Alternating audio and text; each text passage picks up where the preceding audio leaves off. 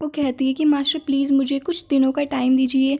दूसरी ओर हम देखते हैं शाओचे को, जो कि उसी जगह पे आ चुका था और वो अपने आसपास देखता है कि यहाँ पे स्टार हिडन ग्रास है और उसे देख के वो बहुत ज़्यादा खुश हो जाता है और उसके पास जाके कहता है कि स्टार हिडन पिल बनाने में ये मटेरियल काफ़ी ज़्यादा काम में आने वाला है, इस इंग्रेडिएंट को अपने पास ही रख लेता हूँ। और फिर कहता है कि मैंने एक्सपेक्ट नहीं किया था कि इस जगह पे भी मुझे इस तरीके का कुछ मिल जाएगा, ये तो बहुत ही अच्छा इंग्रेडिएंट मिला है मुझे। वो उसे देख के काफ़ी ज़्यादा खुश हो रहा था और अपने हाथ के अंदर ऑब्ज़र्व कर लेता है। जिसके बाद हम देखते हैं कि वो थोड़ा आसपास देखने लगता है कि कहीं उसे थोड़ा बहुत और मटेरियल मिल जाए अपनी पिल्स के लिए। लेकिन तभी वहाँ पे उसकी नज़र पड़ती है एक लड़की पे, जो कि वहाँ पे पड़ी हुई थी ज़मीन पे काफ़ी बुरी तरीके से, और उस लड़की का नाम जैस्मीन होता है। जैसे यहाँ पे शाओचे उसे देखता है तो वो पाता है कि ये लड़की तो किसी डार्क ओरा से घिरी हुई है और उसके पास से काफ़ी सारा डार्क ओरा भी रिलीज़ हो रहा है। शाओचे उसके पास आके कहता है कि ए लड़की तुम ठीक तो, उठो मिस।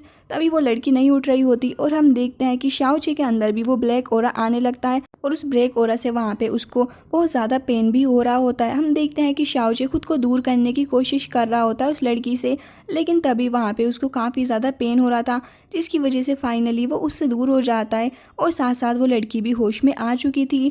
लेकिन उस लड़की को तभी रियलाइज़ हो जाता है कि शाओचे के पास हेवनली प्रिजन पर्ल है एंड तुरंत ही वो उससे कह दी क्या तुम्हारे पास हेवनली प्रिजन पर्ल है। तभी वहाँ पे शाओचे उससे पूछता है कि तुम्हें इस सब के बारे में कैसे पता, लेकिन वो लड़की तभी उसका हाथ पकड़ लेती है और वहाँ पे उसका ब्लड वो सक करने लगती है। शाओचे वहीं लेट जाता है, उसे काफ़ी ज़्यादा एनर्जी ड्रेन होती हुई फील हो रही थी। जिसके बाद हम देखते हैं कि उस लड़की के अंदर से भी वो ब्लैक ओरा ख़त्म हो जाता है और उसके पास से कुछ ग्रीन सा रिलीज़ हो रहा था। वो लड़की एक रेड एनर्जी के अंदर कन्वर्ट हो जाती है। वो शाओचे के हाथ के थ्रू उस हेवनली प्रिजन पिल के अंदर चली जाती है। अब ये देख के वहाँ पे शाओचे कहता है कि मुझे यकीन नहीं हो रहा कि इस पिल ने तुम्हें अलाउ कर दिया यहाँ पे एंटर करने के लिए। फिर उसे उस लड़की के लिए बुरा भी लगता है और कहता है कि इतनी अच्छी खूबसूरत लड़की के साथ कितना ज़्यादा बुरा हुआ, इसके अंदर इतना ज़्यादा पॉइजन भरा हुआ है। तभी वहाँ पे उसकी आंट आ जाती है और कहती है कि शाओचे तुम यहाँ पे क्या कर रहे हो, कि कहीं मिस किंगयू ने तुम्हें अंदर नहीं जाने दिया रूम के, मुझे बताओ मैं उनसे बात करूँगी। वो आके जाने लगती है। तभी शाओचे उसे रोकता है और कहता है कि आप क्या कर रही हैं, ऐसा कुछ भी नहीं है, मैं तो बाहर स्टार्स देखने के लिए आया हुआ था, आप भला उसका नाम क्यों लगा रही हैं। तभी वो कहती हैं कि ऐसी ही बात है तो चलो स्टार गेज देखते हैं हम लोग। वो दोनों ही उस जगह पे बैठ के उस स्टार गेज को देखने लगते हैं और आपस में बातें कर रहे थे अपने बचपन की।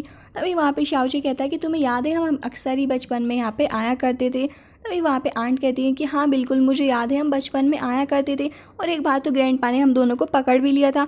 फिर उन्होंने हमसे कहा था कि आई साफ़ कर दो, लेकिन हमने तो स्नोमैन ही बना दिया था जो कि उनके जैसा ही लगता था देखने में। और ये सारी बातें याद करके वो बहुत ज़्यादा हंसते हैं।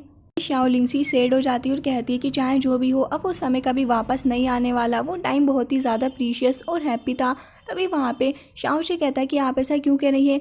वो कहती है कि क्योंकि अब तुम्हारी शादी हो चुकी है, रिस्पॉन्सिबिलिटीज़ हैं तुम्हारे ऊपर अब, और अब सब कुछ बदल चुका है। तभी शाओचे कहता है कि वो सब छोड़ो, अगर तुम्हें कभी भी मेरी ज़रूरत होगी तो एक बार मुझे ज़रूर बुलाना, मैं हमेशा तुम्हारी मदद के लिए हाजिर रहूँगा। और उसके बाद हम देखते हैं कि वहाँ पे शाओलिंग सी उसके शोल्डर के ऊपर अपना हेड रख देती है। पीछे से हम मिस किंगवे को भी देखते हैं जो कि वहाँ पे शाओचे की फिक्र में ही आई थी, लेकिन इन दोनों को ऐसे देख के वो वहाँ से तुरंत ही निकल जाती है। अब नेक्स्ट डे का सीन दिखाया जाता है जहाँ पे वो दोनों ही सो रहे थे। तभी वो नोटिस करता है कि ये तो वही चादर जो कि मिस किंगवे ने उसे दी थी। जिसके बाद वो उठ खड़ा होता है और कहता है कि मुझे घर जाना होगा। वो मिस किंगवे के रूम के आगे आके खड़ा हो जाता है और कहता है कि हनी चलो, रूल्स के हिसाब से आज हमारी शादी का पहला दिन है और हमें ग्रैंडपा को ग्रीट करने जाना होगा, और अगर तुम नहीं जाती हो तो उन्हें बहुत ज़्यादा बुरा लगेगा। अब ये बात सुन के मिस किंगवे आ जाती है और कहती है कि ठीक है चलो मेरे साथ। अब उसे देख के वो बहुत ही ज़्यादा लट्टू हो जाता है और कहता है कि कितनी ज़्यादा प्रीटी लग रही है। वो दोनों ही ग्रैंडपा के पास आके बैठ जाते हैं, जहाँ पे ग्रैंडपा उससे बात करते हुए कहते हैं कि तुमने सच में मेरे ऊपर बहुत बड़ा एहसान किया है ये शादी करके, और मैं जानता हूँ कि शाओचे तुम्हारे लायक नहीं है, लेकिन मुझे इस पे पूरा भरोसा है, टाइम के साथ ही बहुत कुछ अच्छा करेगा। तभी शाओचे उसका हाथ पकड़ लेता है और कहता है ग्रैंडपा आप परेशान मत होइए, ये लोग इतने ज़्यादा वेल्दी हैं, हमारी लाइफ बहुत अच्छे से हैप्पीली कटेगी। तभी मिस किंगवे को उसके ऊपर गुस्सा आ रहा था, वो तुरंत ही उसको शोल्डर से अपने पास कर लेता है। बेचारी क्या ही कर सकती थी ग्रैंडपा के सामने। वो कहता है कि तुम्हें अपनी सेहत का ख्याल रखना चाहिए, बेबी के बर्थ के लिए ज़रूरी है। अब ये बात सुन के मिस किंगवे बहुत ही ज़्यादा भड़क जाती और वो अपनी आइस पावर का यूज़ करती है, जिसकी वजह से चाह के भी अब वो अपना हाथ हटा लेता और कहता है कि वाकई में बहुत ही ज़्यादा चालाक लड़की है। अब रात का सीन दिखाया जाता है जहाँ पे मिस किंगवे उसे सज़ा दे रही थी। उसने पूरी तरीके से उसे आइस में ट्रैप कर रखा था। वो कहता है कि हनी तुम मेरे ऊपर इतना जुल्म क्यों कर रही हो? जब से हमारी शादी हुई है मैं तो बस ग्रैंडपा को खुश करने के लिए वो सब कह रहा था और तुम्हें मेरी बात पे यकीन नहीं होता तो फिर ठीक है, जो तुम्हें करना है तुम करो। अब मिस किंगवे उसकी बातों में आ जाती है और उसे रिलीज़ कर देती है। बेचारी अपनी कल्टीवेशन करने के लिए बैठ चुकी थी, लेकिन सडनली उसकी आइज़ ओपन होती है और वो देखती है कि ये छपरी लड़का उसे अभी भी घूर रहा है। वो कहती है तुम पागल हो चुके हो, क्या कर रहे हो? वो कहता है कि मैं बस देख रहा हूँ। पता है आज जब टेबल पे मैंने तुम्हारा हाथ पकड़ा था सुबह में तो मैंने नोटिस किया कि तुम्हें एक सीरियस प्रॉब्लम है। वो कहता है कि मुझे पता है कि हर रोज़ सुबह तुम 3 बजे अपने ड्रीम से उठ जाती हो, तुम्हारी बॉडी 2 मिनट के अंदर ही कोल्ड होने लग जाती है, तुम्हारे हाथ नम होने लग जाते हैं। अब ये बात सुन के मिस किंगवे कहती है कि तुम्हें ये सब कुछ कैसे पता है? तभी वो कहता है कि देखो मुझे सब कुछ पता है, मैं भले बताता नहीं। और जब से तुमने आइस क्लाउड टैक्टिक्स को प्रैक्टिस करना स्टार्ट किया है तुम्हारी मिस्टिक पावर कम हो रही है और जब जब तुम ब्रेक थ्रू करती हो तब ना ही तुम्हें भूख लगती है और ना ही तुम ढंग से सो पाती हो और तुम्हें पेन भी होता है।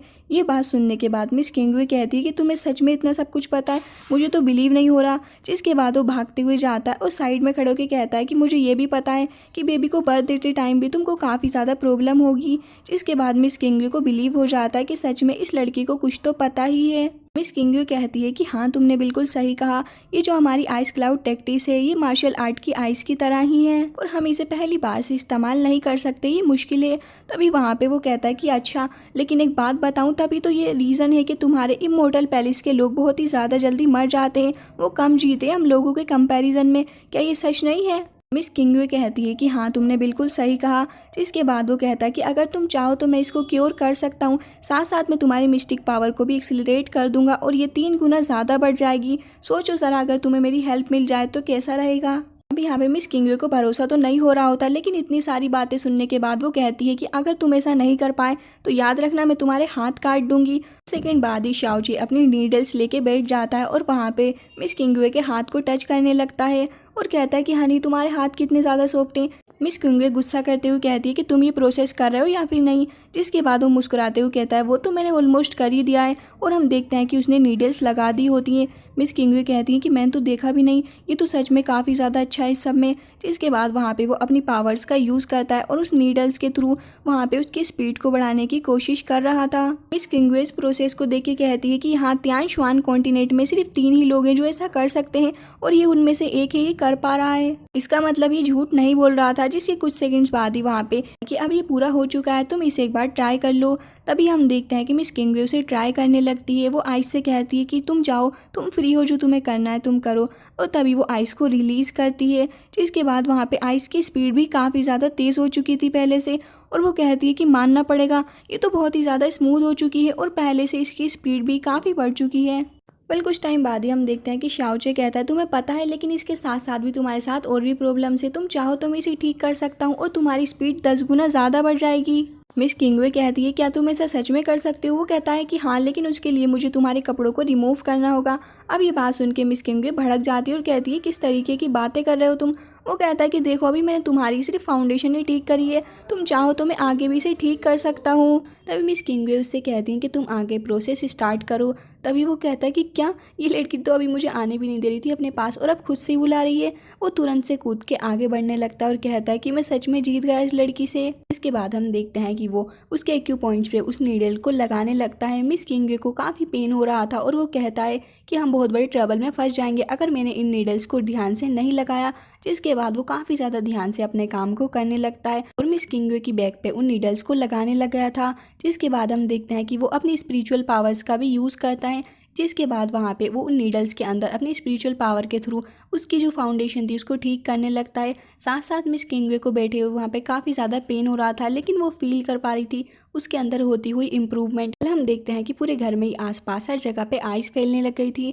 जिसके बाद फाइनली वो ट्रीटमेंट उसका पूरा हो जाता है। यहाँ पे मिस किंगवे को तो अच्छा फील हो रहा था लेकिन शाओचे की हालत बहुत ही ज़्यादा ख़राब हो जाती है। वो कहता है कि मैंने फर्स्ट ट्रीटमेंट तो कर दिया है लेकिन अभी 6 और बाकी रहते हैं। जिसके बाद उसकी हालत बहुत ही ज़्यादा ख़राब होने लगती है। मिस किंगवे उससे कहती हैं कि तुम्हें क्या हुआ, तुम इस तरीके से बिहेव क्यों कर रहे हो? तभी वहाँ पे वो कहता है कि मैं तो लेवल 1 का एक लूज़र हूँ जो कि अभी अपनी मिस्टिसिज्म फेस पे ही चल रहा है, और कहाँ आप हो जो कि 10th लेवल पर हो, मैं कहाँ आपको इतनी आसानी से ट्रीट कर सकता हूँ, ये मेरे लिए बहुत ही ज़्यादा हार्ड है। जिसके बाद वो वहाँ से उठ के जाने लगता है। मिस किंगवे उससे कहती है कि तुम कहाँ जा रहे हो। तभी वो कहता है कि क्या तुम्हें याद नहीं मैं कहाँ जा रहा हूँ, तुमने ही तो मुझसे कहा था कि तुम फ्लोर पे सो जाना। अभी फ़िलहाल मैं फ्लोर पे सोऊंगा या फिर अपने लिए कोई दूसरे कमरा ढूंढूंगा जिसमें जाके मैं सो सकूं, क्योंकि तुमने तो मुझे पहले से ही अबंडन कर रखा है बेड पे सोने के लिए। किंगे को भी लगता है कि वाकई में शाओची ने उसकी काफ़ी ज़्यादा हेल्प कर, और इसी के साथ ये एपिसोड हो जाता है। एंड आई होप आपको पसंद आया होगा।